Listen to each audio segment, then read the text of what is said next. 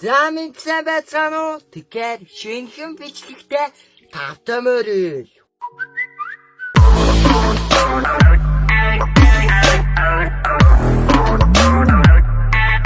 За тэгэхээр өнөөдрийн бичлэгээ бид бүхний маш сайн мэдэх Minecraft гэх тоглоомны энэ жил 4 сарын 4-нд нээлттэй хийж байгаа киноны трейлерыг үзэх болно.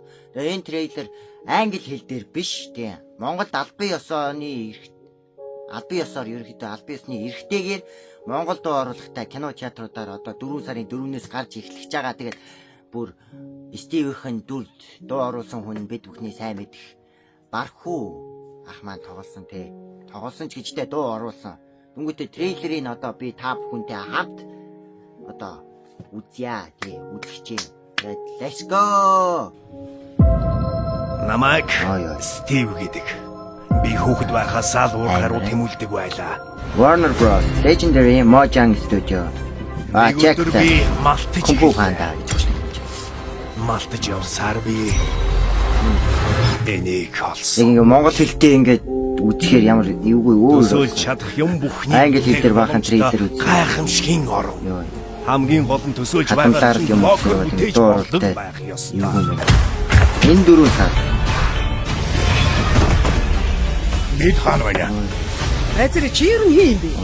Aquaman гаризм.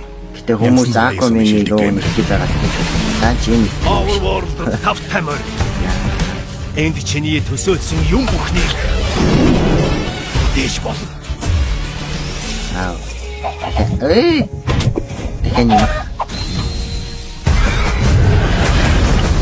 Энэ ертөнцийг сөнөөгийг хүссэн би. Тэднийг зогсоё гэвэл бид гайхалтай зүйл бүтээх ёстой. Миний жорыг үзье.